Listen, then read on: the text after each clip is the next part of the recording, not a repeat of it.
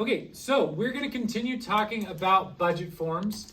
I am going to do my budget form as if it was like the second country that I am doing. So for me, I'm going to put the country as Brazil. When you write it down in the budget form, the country or the city that you use just to get the distance doesn't matter. You could just write the country. I already looked it up, and the name of their currency is the real. If you want to put Brazilian real here, you can, or if you just want to put real, that's fine. I also already looked up the exchange rate. If you didn't already look up the exchange rate, you would just go online. You could just type in the words exchange rate, and it will have a calculator right there on Google. The important thing is that you leave the US dollar as 1. The US dollar is worth $1, and then it will give you the exchange rate to see how much of the other currency it would be equal to 1 US dollar. And for in this case, it's 4.95, the exchange rate. So for every 4.95 Brazilian reals equals $1. It is important to note that exchange rates change all the time. So just go with the one that you looked up the day that you looked it up. Don't compare it to a neighbor or anything, because if they looked it up on a different day, it will be different. So all of that stuff you pretty much know. And today we're going to learn stuff that we didn't know. So the first thing we're going to get is the travel cost. Now, you should already have one key piece of information to get travel cost. If you threw that piece of paper away or something, then you'll just have to look it up again, and that is the distance in miles. So if you go to like the third side of your packet, so you have a packet with a hot air balloon on it, and then if you flip to the page that says transportation costs, you will see how fast transportation goes and how much it costs. Today, how fast it goes doesn't matter. You use that in a calculation for something else. But today, the cost is what's important. So I already did the calculation. Mexico City is around 4,247 miles away from Brasilia, Brazil. And I'm going to take an airplane. So the cost is 12 cents. So here's how I'm going to do that. I'm going to take my calculator. You could just do it on your phone or iPad or whatever. I have an actual calculator here. And I will put in 4,247 miles. That's how far my two cities are away from each other. And I am going to multiply this by how much it costs, which is 12 cents.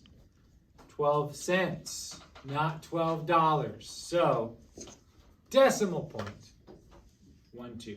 That's 12 cents. I'm going to get an equals, and that equals $509.64. You could go ahead and round that. So my travel costs me $510. My mode of transportation was airplane. Now, I want to be very clear here because this is really important. This is the number one thing that students do that make them sad. And then have to like redo their entire budget.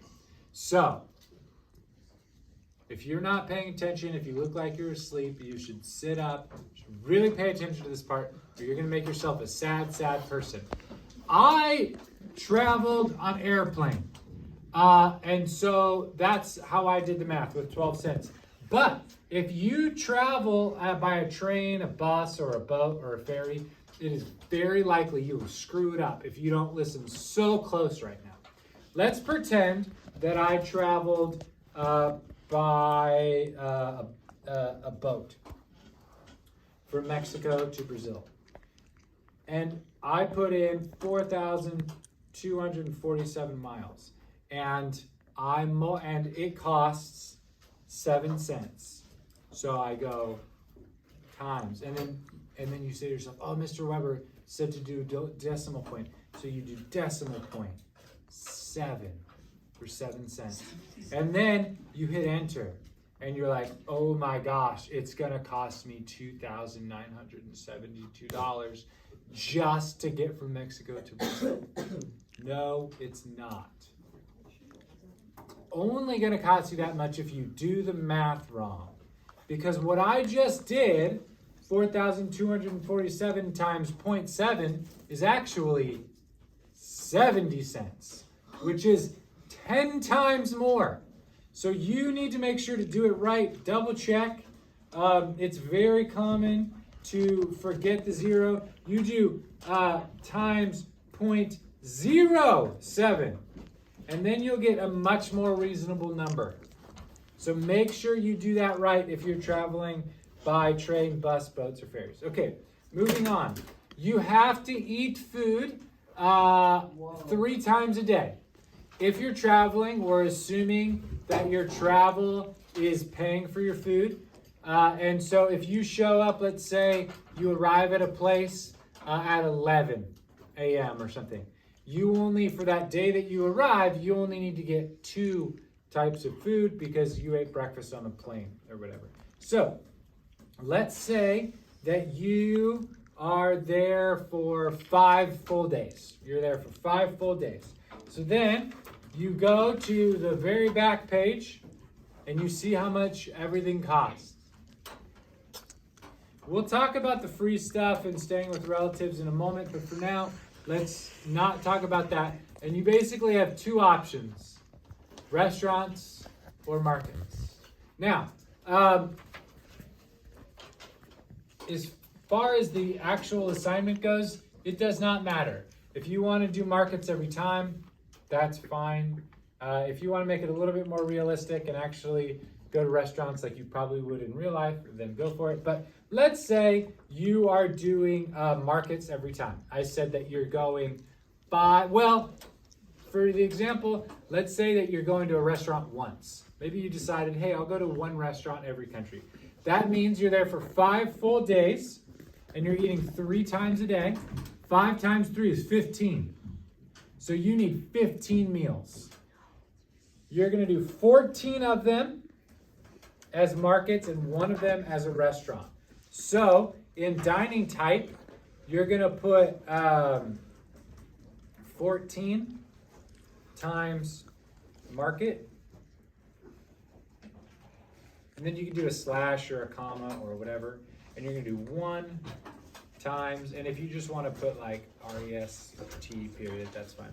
So I need to do the math to that. I'm doing 14 markets. Markets are $9. 9 times 14 equals 126. And then I'm just gonna, you could do the math if you want. I'm gonna do the math just in my head. Restaurants are $20, so I just need to add $20 to 126. So I'm gonna spend $146 on food. Okay, now, different brains work differently as far as lodging is concerned, but you need to do it by night, not by days. By the nights that you're spending there. So if I get there at Monday at 9 a.m., well, so far that's a day. But I don't count days, I need to count nights. So let's say I'm Monday to Tuesday, Tuesday to Wednesday, Wednesday to Thursday, Thursday to Friday, and then let's do like Friday, and then let's just do there. So I'm staying there 4 nights. So don't count the days, count the nights. Now I go back to where it says places to stay. Again, we'll talk a little bit later about friends and relatives, but for now you have 3 options: 4-star, medium priced, and a youth hostel. And let's pretend you're doing all youth hostels. So 20 times 4 is 80. 4 times hostels. And that is going to be, or I'm sorry, I just said $80. Okay, now for other The only time that you will have in other is if you essentially are going to a museum or a natural wonder. They cost $10. So for me, I'm going to pretend that I don't. I'm going to put none, 0. But if you were going to a museum, you would put like $10 description museum. If you're going to a museum and a natural wonder, you would put like $20 museum, natural wonder. Okay, so I'm going to add all of this up.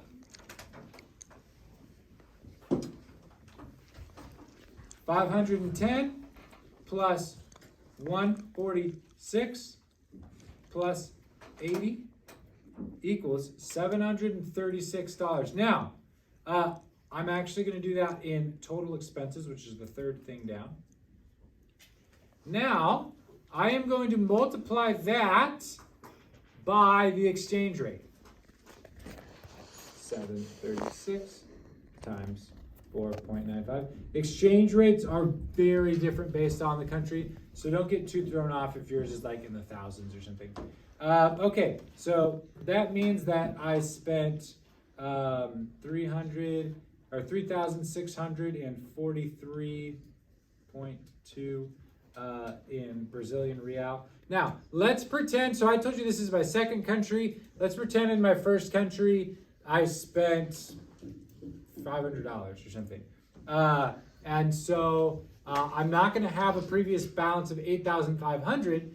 The only time you have a previous balance of 8,500 is on your first country, because that's how much we start with. So let's pretend I spent 500, which means my previous balance is $8,000. So now all I need to do is go 8,000 minus 736 equals, my money remaining is 7,264. So you need to do that for each of the countries you're doing, and let me know if you have any questions.